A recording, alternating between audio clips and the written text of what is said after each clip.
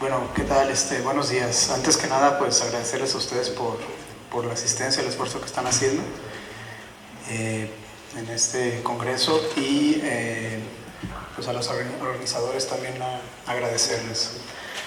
Obviamente, pues estamos en un contexto mayoritario de nefrólogos. Yo que les voy a enseñar de lesión renal aguda, todos nos sabemos pues todo, o bueno, entendemos el lenguaje. El objetivo pues va a ser compartirles un poquito de lo que vemos a diario en la clínica. Mucho gusto, yo soy, para los que no me conocen, Luis González. Soy el médico que se dedica al pase de visita de la lesión renal aguda aquí en el centro médico. Y pues vamos a hablar un poquito de repaso de algunas cosas y algunas cositas interesantes. Me gustaría empezar pues con la epidemiología. Algo sencillo. La lesión renal aguda, como lo vamos a ver de aquí en adelante, pues es un fenómeno que viene de la mano de la terapia intensiva. Prácticamente se me hace que conocemos un poco más a los intensivistas que otros servicios. Y aquí vaya que tenemos terapias intensivas, está quemados, tenemos metabólica, tenemos postquirúrgica cardíaca, tenemos, bueno, está trasplante que también se considera terapia intensiva. Obviamente pues ahí pues está lleno de nefrólogos, entonces rara vez entramos nosotros. Pero donde hay una terapia intensiva siempre va a haber pues un nefrólogo pasando visita constantemente. Somos frecuentes visitantes. La mortalidad que se relaciona a la lesión renal aguda pues es muy frecuente y excede muchas veces la mortalidad de la falla cardíaca, el cáncer de mama o entidades pues tan frecuentes como la diabetes mellitus. Entonces es algo que se ve de manera frecuente, sobre todo en un tercer nivel.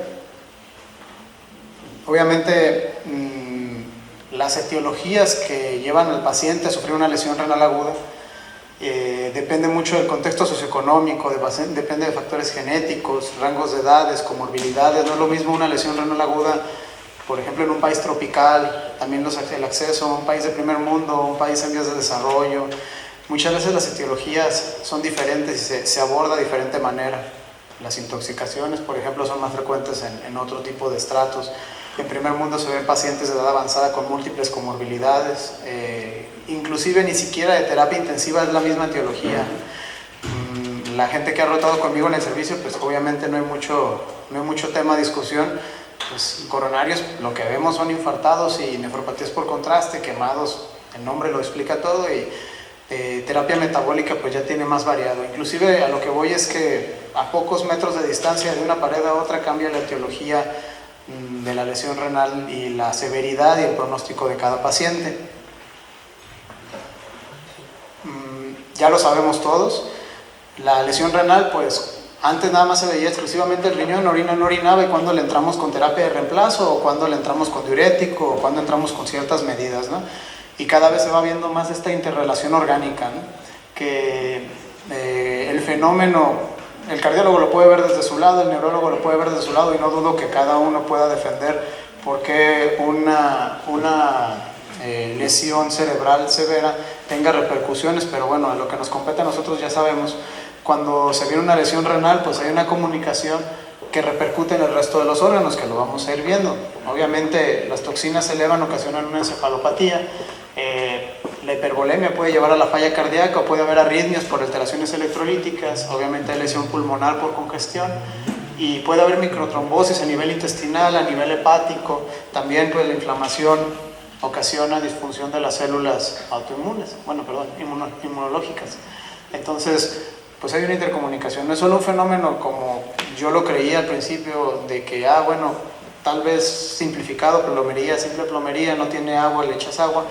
Hay consecuencias, hay coagulación, hay activación de complemento, y cada vez se ve que hay factores diferentes. Hay disfunción mitocondrial, por ejemplo, y qué bueno que cada vez estamos viendo más estas etiologías, inclusive a nivel ADN o a nivel nuclear, a nivel intracelular, porque pues esto nos da nuevas oportunidades de intervenir, ¿no? Lo que antes era nada más volemia, no volemia, ahora ya tiene inclusive una manera de poder hacer un manejo terapéutico a nivel intracelular. Sabemos esto también, obviamente están las escalas de severidad, no son perfectas, son muy falibles, pero sabemos que pues hay de lesión de nivel 1 a nivel 3, por decir algo. por referirme a a la graduación de lesión renal más ocurrida. Y pues obviamente hay un gradiente, ¿no? No siempre se cumple, pero la lesión más severa tiene consecuencias más severas y esto empieza a detonar dudas. Esto lo vemos nosotros en lesión renal. Nos relajamos cuando ya tiene 0.8 de creatinina, 0.7 de creatinina, pero bueno, nos queda la duda. O sea, si nos basamos solo a creatinina como el valor para decir que alguien recuperó función, hablamos de una recuperación completa cuando tiene 0.7, 0.8, por decir algo. Pero si volteamos a ver, el pobre paciente se aventó 90 días hospitalizado, bajó 20 kilos, claro que su creatinina pues, está de 0.7, pues el señor no ha tenido actividad física en un tiempo importante, tiene albúmina tal vez de 2.5, entonces puede ser una pseudonormalización. Y ahora que la creatinina esté baja no quiere decir que hay una recuperación, o sea, hay una recuperación funcional, podríamos decir, pero tal vez si yo pudiera tener acceso a biopsiar a todos los pacientes que recuperaran de una lesión renal aguda, tal vez vería que en sus biopsias tal vez incrementó la fibrosis, la atrofia tubular, tal vez hay microtrombos. Una cosa es hablar criterios de recuperación basados en la creatinina, pero también habría recuperación, tal vez la duda de si hay recuperación a nivel tisular, a nivel biopsia, si hay una descompensación, hay una disminución de túbulo a nivel tubular o en el compartimento glomerular con una sobrecompensación de otro compartimento. Generalmente hay falla glomerular con una compensación tubular, una secreción a nivel tubular de creatinina. Queda la duda. Obviamente a mayor severidad, pues la recuperación va a ser de menor calidad y pues si pudiéramos biopsiarlos veríamos eso, ¿no? Que los pacientes se van con cierta fibrosis y atrofia, se van con algunas trombosis, con glomérulos atubulares, etcétera, ¿no? Pese a que la creatinina pudiera estar bien. Obviamente, si yo tuviera un paciente así y un paciente así, bueno, el conocimiento científico me dice que este tiene peores desenlaces cardiovasculares, ¿no? Es un paciente con una inflamación crónica que está compensando a expensas de túbulos hipertróficos y aunque la creatinina está bien en ambos, digamos que ambos tienen 0.7, la investigación lo que me dice o las cohortes mencionan que estos pacientes tienen peores desenlaces, inclusive vamos a ver más adelante que este tipo de pacientes recaen, tienen más tasas de hospitalizaciones y tienen más afecciones cardíacas mayores.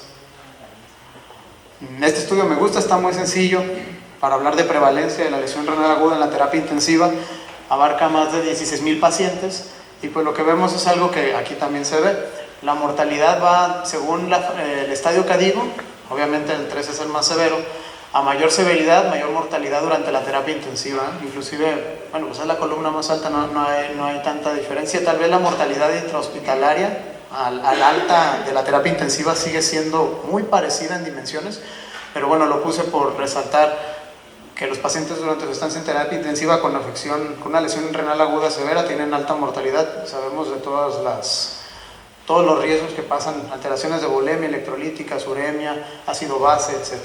Y acá al lado están separados por diferentes afecciones. De nuevo, a mayor severidad, un CADIGO 3 tiene mayor mortalidad, tanto para síndromes coronarios, choque cardiogénico, la mayoría de los desenlaces pues, son cardiovasculares en esta tabla. Ya conocemos la división más frecuente de lesión renal aguda, prerenal, intrarrenal, posrenal.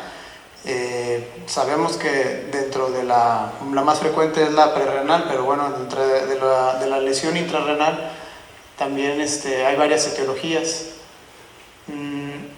Generalmente es una amalgama, los pacientes tienen una amalgama de afecciones, están hipovolémicos, a lo mejor están fugados, son pacientes que están sometidos a polifarmacia, son pacientes sépticos, inflamados y al final lo que vemos pues es una creatinina de 8, pero bueno, tiene una serie de eventos combinados. Es muy raro encontrar un paciente y más en el 2025 y más en un contexto crítico que tenga exclusivamente una afección. Entonces lo que vemos es de todos lados, los pacientes están siendo bombardeados por todos los flancos y esto los lleva a claudicar. Estas son las etiologías más comunes de acuerdo en este estudio, se parece mucho a lo que frecuentemente vemos. Nosotros tenemos un censo de alrededor de 15 a 20 pacientes diarios y pues la distribución es así. Pacientes sépticos no deja de haber, pacientes posquirúrgicos, pacientes de coronarios, obviamente algunos con hipovolemia, quemados sobre todo, sangrados del tubo digestivo y pacientes sometidos a contraste o a nefrotóxicos. Hablando de nefrotóxicos, pues bueno, lo puse aunque es en pediátricos, son desenlaces en una terapia intensiva de pediátricos, pero era lo más cercano que pude conseguir para tratar de ponderar o de ponerle un número específico a qué tan nocivos son los nefrotóxicos. Pues bueno, aquí tenemos ya con números muchos de los medicamentos que solemos ver en la terapia intensiva, ¿no? Principalmente antibióticos como la vancomicina. Extrañamente los aminoglucósidos aquí, la estadística no nos salió tan convincente, salió como de repente protectora, como de repente agresora, pero bueno, el resto de los nefrotóxicos, claro que están relacionados con un peor desenlace renal. Inclusive la ventilación mecánica, que pues también sabemos que es un trauma de presión, tanto pulmonar como hemodinámico, y que se traduce en hipoperfusión renal. De nuevo, lo que vamos a ver mucho en estas gráficas es que a mayor severidad, según el estadio que digo, peores desenlaces, mayor mortalidad. En este estudio son 9,000 pacientes en la clínica Mayo de Rochester, Minnesota, y pues igual están separados: coronarios agudos, falla cardíaca, pacientes con choque cardiogénico, etcétera. Y pues cuando tienen un CADIGO de mayor severidad, la mortalidad es más alta, la prevalencia también según la etiología. Esta también la puse nada más para resaltar. La línea azul es la muerte sin lesión renal. Pues obviamente, por ejemplo, sepsis y choque séptico son etiologías que frecuentemente vemos que cursan con alta mortalidad y no necesariamente alcanzan a llegar a la lesión renal. Pues puede ser por la agresividad o la evolución de este tipo de pacientes. Pero también, dependiendo de las etiologías, la lesión renal CADIGO 3 tiene los peores desenlaces, ¿no? Tiene la más alta mortalidad. Y pues bueno, si lo pusiéramos en una curva de Kaplan-Meier, así se vería igual el peor desenlace, y lo vemos cotidianamente. El peor desenlace para un paciente en un contexto intensivo es que tienen una lesión CADIGO 3 y encima requieren hemodiálisis, ¿no? Entonces, son pacientes con un muy pobre pronóstico. Por lo tanto, enfatizar, pues son pacientes que se tienen que estar vigilando. Totalmente justificado el escenario intensivo. Las 5 causas más comunes de lesión renal aguda en la terapia intensiva: sepsis, que es algo que vemos aquí, cirugías, bajo gasto e hipovolemia, y medicamentos. Dentro de los medicamentos, pues los conocemos, muchos son un mal necesario de la terapéutica de los pacientes, sobre todo los pacientes con pluripatologías y los pacientes con choque séptico, que requieren de todo. Antibióticos, antirretrovirales. Los pacientes oncológicos, cada vez se ve más este tipo de pacientes que están sometidos a esquemas con múltiples sustancias, y todos estos, muchos de ellos tienen toxicidad cardíaca, toxicidad hepática, toxicidad renal. Frecuentemente vemos pacientes que a consecuencia del tratamiento en el NADIR, etcétera, o por cuestiones de choque, pancitopenia, o por cuestiones del tipo de interacciones medicamentosas, los pacientes nos interconsultan por lesión renal aguda. Entonces, cada vez se ve más inclusive eso, pacientes oncológicos con pluripatologías en un escenario intensivo que requieren intervención por lesión renal aguda. Aquí nada más lo que me interesa de todo esto es esta línea, que son la cadena inflamatoria que sucede en un paciente en una lesión renal. Obviamente existe activación de la respuesta inmune con inflamación, el complemento no se diga, se activa todo lo que vimos en biología molecular, llámese muerte programada, apoptosis, llámese caspasas, llámese disfunción mitocondrial, activación de complemento, todo trombosis microvascular. Todo ello sucede pues porque el modelo de necrosis tubular o de sufrimiento glomerular no es diferente del resto de las células que sufren alguna agresión hipóxica. Entonces, todo este tipo de pacientes pasan por las mismas lesiones, y cada uno de estos rubros son susceptibles de intervención. Hasta el momento se tienen estudios in vitro, pero por ejemplo se puede usar inhibidores de caspasa en modelos de lesión renal. Lamentablemente es experimental. Se puede usar medicamentos que interfieren con el ADN mitocondrial para evitar el sufrimiento de la célula. en los microtrombos, por ejemplo, también, y cada uno de estos agentes, pues bueno, están todavía en el campo experimental, pero son prometedores para en algún momento poder hacer intervenciones en pacientes con lesión renal. Prácticamente lo interesante de la gráfica es este tipo, es la cascada de lesiones que suceden, que no nada más es hipoxia o hipovolemia y NTA, sino cómo muere la célula tubular, que es principalmente la que fallece o la que por excelencia se refiere en los libros. Y pues aquí abajo nada más, ¿no? Dependiendo de la lesión, puede haber una lesión muy leve con un proceso adaptativo de regeneración correcto, y puede haber una lesión severa donde pues ya no hay una regeneración tan plena, y eso es cuando el paciente se va a una enfermedad renal aguda o una enfermedad renal crónica, ¿no? Ya una lesión prolongada que no tiene una recuperación, o tiene una recuperación parcial, o tal vez hay muchas incertidumbres en el campo de la lesión renal. Están los famosos pacientes que tienen biomarcadores en orina de lesión, pero no elevan los marcadores tradicionales, que podría ser una lesión subclínica.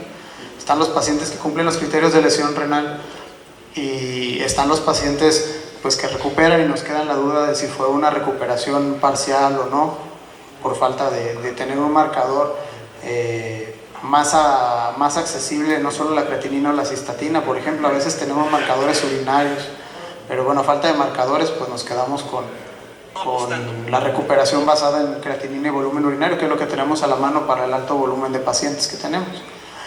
Y precisamente esta fotografía es para eso. Ambos pacientes pueden tener una elevación de la creatinina, pueden tener disminución del volumen urinario, pero donde surge la necrosis tubular aguda es donde ya aparecen los marcadores de lesión. Cuando hay una lesión por arriba de un umbral de tolerancia para las células renales, es cuando se viene la necrosis tubular, y ese paciente, obviamente, comparado con el paciente que aún conserva sus células tubulares, que el laberinto tubular se mantiene intacto, obviamente el pronóstico es muy diferente del que tiene una lesión y se recupera a los pocos días, al paciente que por semanas está perpetuando una disfunción con creatinina elevada, con elevación de SOADOS y con proteinuria, tal vez albuminuria en las colecciones de orina. Ese paciente se perfila a que no va a tener una recuperación completa y probablemente va a progresar a una enfermedad renal aguda, y de ahí una enfermedad renal crónica, que vamos a ver un poquito adelante. Aquí nada más lo pongo para enfatizar, la causa más frecuente es prerrenal, y pues conocemos la mayoría de estas causas, ¿no? Desde deshidrataciones, falla de bomba, fuga a tercer espacio, sepsis, y todo esto lleva, si se mantiene, si es sostenido y si rebasa la tolerancia de los riñones, que vaya que son nobles y aguantadores, pero si rebasa su capacidad de tolerancia, surge la lesión renal. Sabemos de que hay una activación para tratar de contrarrestar en este caso sería la lesión por hipovolemia, con activación del sistema simpático y con activación neuroendocrina, con el eje de angiotensina, el eje de la antidiurética, y todo esto lleva un proceso que hasta cierto punto es adaptativo y es funcional, pero si la lesión persiste, pues bueno, se rebasa la capacidad de respuesta del riñón y empieza a llevar a hipoperfusión y a isquemia y a muerte de las células renales. Esa diferencia entre donde hay una adaptación y donde empieza la necrosis tubular es muy importante intervenir. Ahí es donde es valioso el nefrólogo y el olfato para detectar a un paciente en riesgo de desarrollar o que ya está desarrollando una lesión renal, porque pueden ser horas o puede ser tal vez un par de días donde hay que hacer una intervención que se puede traducir a un paciente que se quede con secuelas tan severas como quedar cautivo de la terapia de reemplazo renal, o con un alto riesgo cardiovascular, o con una alta tasa de reincidencia y hospitalizaciones, o inclusive pues lamentablemente está el que fallece y bueno, ni siquiera tiene oportunidad de irse con su enfermedad renal crónica, ¿no? Muere en su hospitalización. Es muy importante que los nefrólogos y los servicios que son quienes nos llaman a valorar pacientes haya buena comunicación y tengamos mucha sensibilidad para detectar este tipo de pacientes en riesgo y hagamos las medidas correctas. Los pacientes generalmente que tenemos más con falla de bomba y con sepsis y con fuga, pancreatitis por ejemplo, son pacientes que están muy fugados, tienen fuga a tercer espacio, empieza el síndrome de hipertensión intraabdominal, finalmente el riñón siendo un órgano dentro de esta cavidad y siendo un órgano capsulado, sufre mucho con hipertensión intraabdominal y tiene isquemia.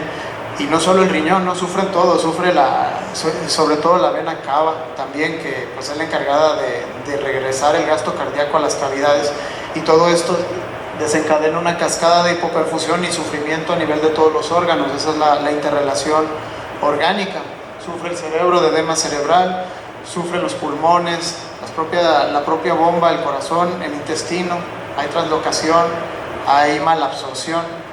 Y pues todo esto es un ciclo que lleva al paciente a la falla multiorgánica. Entonces es sumamente importante, lo acabamos de ver en la ponencia anterior, ser muy sensibles a la evaluación de la volemia, saber si el paciente requiere o no requiere, saber cuándo se nos está yendo de las manos y que tal vez ya no es conveniente administrar líquidos y tal vez sea mejor una intervención diferente, una aproximación diferente, optimizar la bomba, optimizar el antibiótico, tomar cultivos, optimizar los diuréticos, porque sabemos de las consecuencias de la hipervolemia en los pacientes que están en una lesión renal, y también debemos de saber, lo sabemos como nefrólogos, las limitaciones del arsenal que tenemos, ¿no? Por ser muy simplista, tenemos líquidos que tienen su presencia intravascular es de poco tiempo y luego se fuga. Tenemos diuréticos, tenemos antibióticos, por citar algunos, tenemos aminas, tenemos inotrópicos y tenemos la terapia de reemplazo, y hay que saber cuándo entrar o cuándo es conveniente más una que otro, qué caso se beneficia más de un manejo agresivo antibiótico, de un manejo agresivo desde el punto de vista infectológico, toma de cultivos, buscar un foco, drenar un foco inclusive, antes que perpetuar un ciclo de lesión hiperhidratando a un paciente.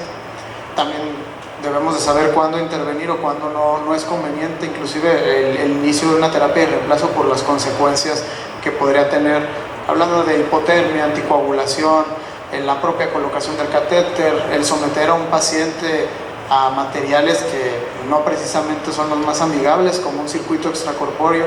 Entonces, importa mucho el olfato clínico del nefrólogo para detectar qué modalidad es, o ninguna de las otras, que también es importante saber cuándo ya ninguna modalidad o ninguna intervención se traduce en algo positivo para un tipo de paciente intensivo.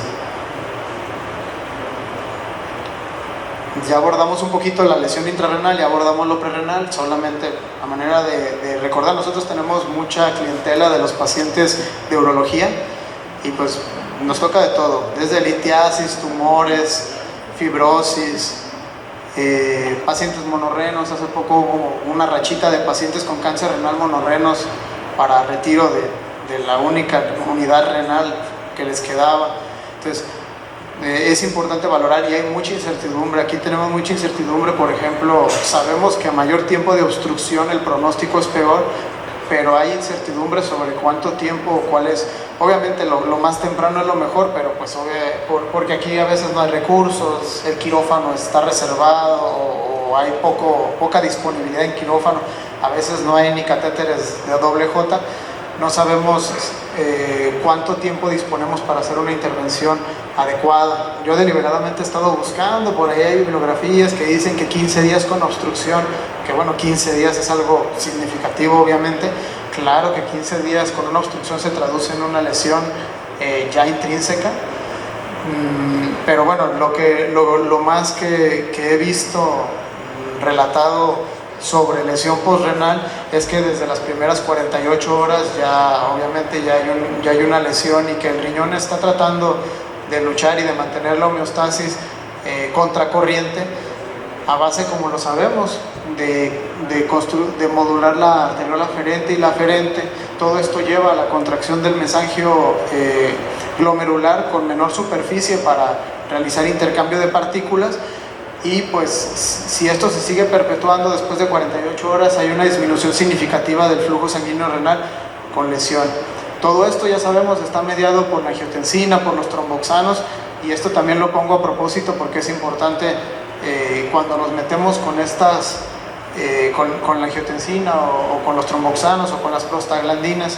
En horas críticas podemos llevar a perpetuar la hipoperfusión o la trombosis o la disfunción.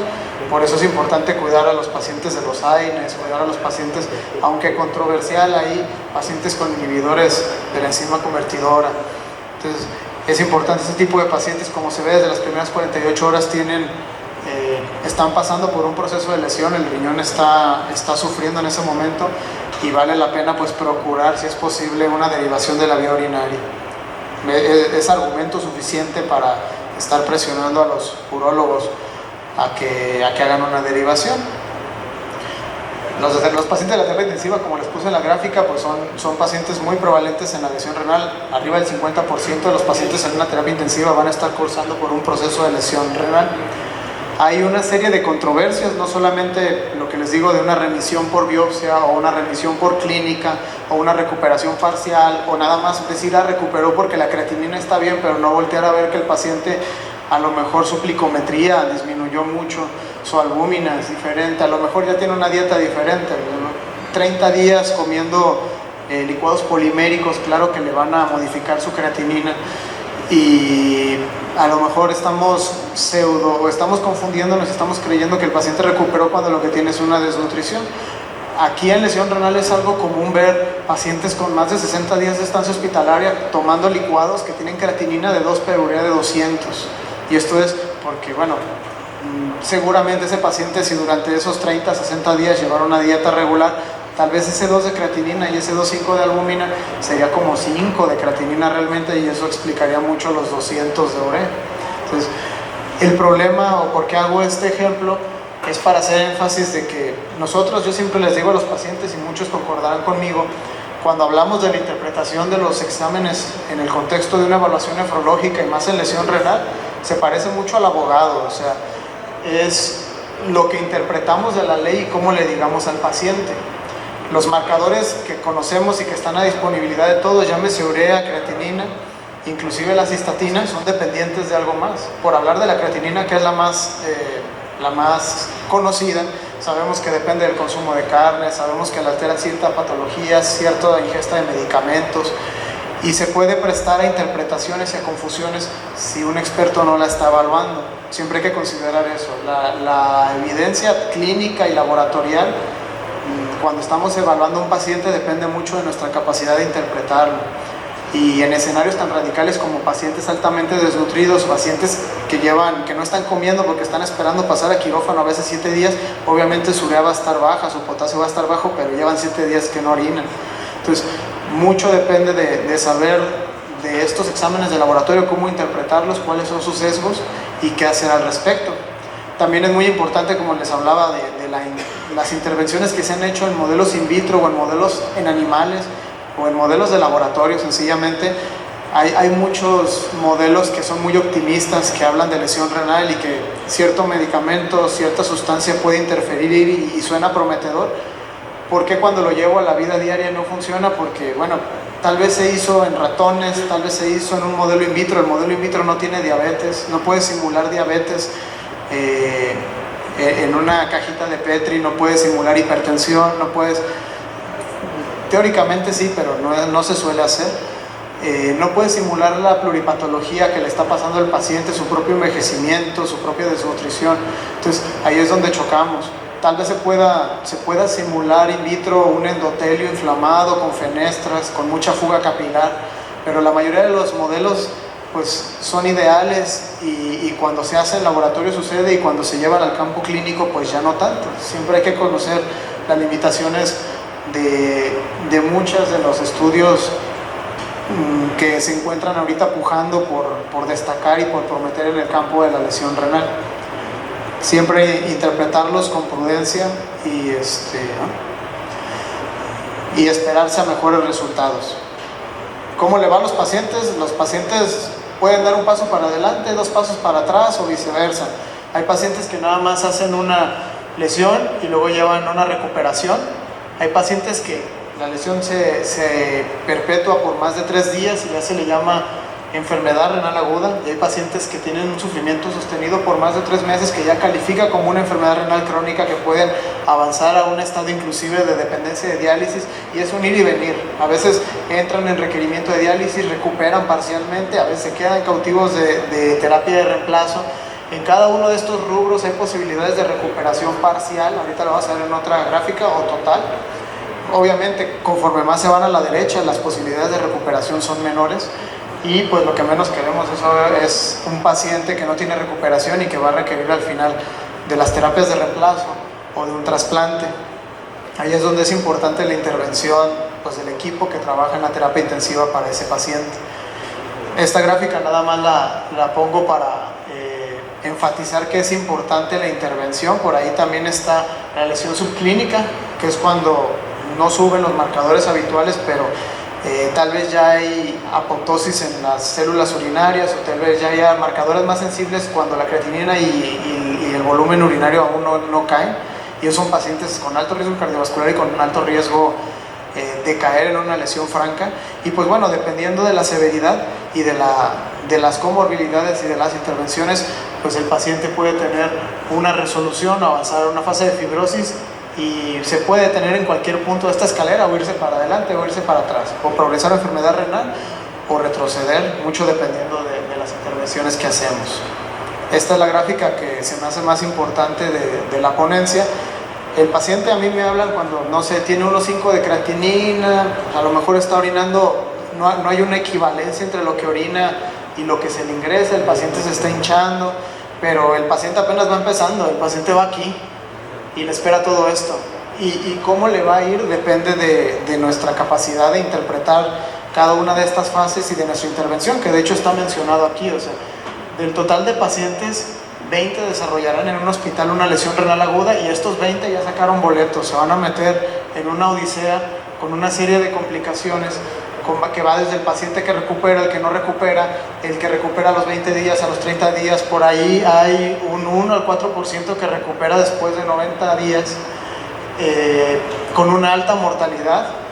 En cada una de estas gráficas de pasteles, del 1 a 2% de los pacientes que requieren diálisis, 40-60 sobreviven en esta fase, luego siguen 10 a 30% que requieren, con altas mortalidades, arriba del 50% en cada uno de las gráficas de pastel conforme avanzamos. O sea, el paciente le espera totalmente un viacrucis, con muy alta mortalidad y muy alto riesgo cardiovascular. La puse a propósito para ejemplificar todo eso, lo que le sucede a estos pacientes, que muchos mueren y otros tantos que van a quedar finalmente cautivos de hemodiálisis. Pero más que nada lo pongo por enfatizar estos rubros. El reconocimiento temprano y el manejo es muy importante para detener al paciente aquí, que no llegue a todo esto que es muy cansado para ellos. El manejo del paciente en la consulta externa, donde también todavía podemos hacer intervenciones para ayudar al paciente. Y bueno, el que cae en requerimiento de terapia, claro que la modalidad, la manera de prescribirla, hasta el tipo de anticoagulación, hasta acá 1 mililitro más, 1 mililitro menos que le corresponde de ultrafiltración, claro que se traduce en una intervención benéfica o nociva. Pues cada una de estas decisiones cuenta, y lo ideal sería detectarlos de manera temprana y hacer las intervenciones que le eviten que se entorpezca su proceso de recuperación. ¿Qué les espera una vez que se van de alta estos pacientes? Si se van de alta, porque la mortalidad que tenemos pues está dentro de la estadística documentada a nivel internacional, pero la mortalidad de un paciente intensivo es alta. Una vez que logra sobrevivir, que si se va o no con su terapia de reemplazo, que si se va o no con su vigilancia, el paciente se rehospitaliza 30 días con una tasa superior comparada con los grupos que no sufren lesión renal, 16 contra 11%. Aquí podemos ver igual los pacientes que sufren lesión renal comparado con los grupos que no. Las tasas de rehospitalización hasta 90 días son elevadas, o sea, el paciente le espera volver. Familiarícense con él porque lo van a volver a ver. Dependiendo de cada comorbilidad, neumonía, enfermedad pulmonar, causas cardiovasculares, las tasas de rehospitalización de estos pacientes son mayores una vez sufriendo lesión renal. Nos habla de personas con lechos vasculares vulnerables o con una situación multiorgánica vulnerable, que son pacientes que tienen alto riesgo cardiovascular, y la peor combinación que pueden tener es sufrir diabetes más haber tenido un episodio de lesión renal durante la hospitalización, porque pues eso los expone a un riesgo estadísticamente significativo comparado con el grupo control de sufrir un evento cardiovascular mayor. Aquí está expresado gráficamente la curva de Kaplan-Meier. Podemos ver que la combinación lesión renal más diabetes se traduce en una mortalidad. Si le preguntan a un paciente cuál prefiere, seguramente pues es la que quiere, es la que está hasta abajo, ¿no? Sobrevivir. Pero bueno, les espera un alto riesgo de eventos cardiovasculares mayores una vez que el paciente es egresado. Este es un estudio donde se vieron los pacientes que ingresaron después de sufrir un episodio de lesión renal aguda y al cuánto tiempo pueden tener un ataque de un evento cerebrovascular, y podemos ver de nuevo que de una manera significativa las curvas se separan y exponen a los pacientes que tuvieron una lesión renal pese a que recuperaron, los exponen a mayor riesgo de eventos vasculares. También tienen una alta prevalencia de enfermedad renal crónica después de una lesión renal, según los metaanálisis, de requerimiento de terapia de reemplazo y con una alta mortalidad. O sea, son pacientes que definitivamente no nada más lo saco ahorita de su 7 de potasio y ya no lo vuelvo a ver. Son pacientes que hay que seguir porque se rehospitalizan, tienen alta muerte cardiovascular y pues son competencia de nosotros para estos 3 desenlaces: enfermedad renal crónica, enfermedad renal terminal y mortalidad. Y pues son pacientes que ellos mismos lo refieren en las encuestas, refieren que su calidad de vida comparada con los grupos control es menor. Son pacientes que según pues encuestas normadas tienen una menor calidad de vida comparados con la población general, tienen más restricciones en los componentes físicos, son pacientes que no se reintegran al campo laboral y muchos de ellos son sobre todo los pacientes, por ejemplo, politraumatizados o quemados, son pacientes en edad productiva que ya no van a tener la misma reintegración a actividades laborales, actividades productivas. Sin embargo, pese a todo lo que pasan, ya lo vimos gráficamente, los riesgos cardiovasculares, la alta morbimortalidad, intubaciones, a veces amputaciones, procedimientos quirúrgicos, laparotomías, infartos, cateterismos, son pacientes que de acuerdo a las encuestas ellos volverían a recibir terapia de reemplazo hasta en el 98% de los casos, una vez que se les explica el objetivo y una vez que se sabe por qué se hace, que el objetivo es ayudarlos. Pues bueno, ellos, pese a que saben que es toda una odisea, es muy cansado, es desgastante, ellos están de acuerdo a que lo volverían a hacer, pues porque eso es parte del proceso que les permite salir adelante y sobrevivir, si bien a veces con alguna disfunción motriz, a veces con malas condiciones, oxígeno domiciliario, etcétera. Los oncológicos continúan su proceso oncológico, son pacientes que están de acuerdo en recibir el apoyo de terapia como parte de su intento por recuperación de sus patologías. Y solamente como conclusiones personales, la observación que hago es que la lesión renal es algo muy frecuente, tiene consecuencias a una semana, a pocas horas, a 90 días, el resto de la vida a veces no viven para los pacientes, a veces es prevenible con una buena comunicación y un buen sistema de detección por parte de las terapias y de los hospitales. Siempre hay que tener muy buen olfato clínico y estar alerta de quién está en riesgo, detectar a la población vulnerable para este tipo de patologías. Hay pacientes que tal vez su creatinina está bien, esté orinando, pero tal vez sí necesitan un seguimiento de un nefrólogo porque ya le están empezando a poner, no sé, aminoglucósidos, aciclovir, el paciente tal vez sus presiones ya están bajando, sabemos que el paciente tiene una FEBI del 20% y tiene pancreatitis, entonces ese olfato es muy importante, esa detección es importante, se traduce en vidas y se traduce en ayuda para el paciente, una intervención temprana, y pues hay que promover la investigación en el campo.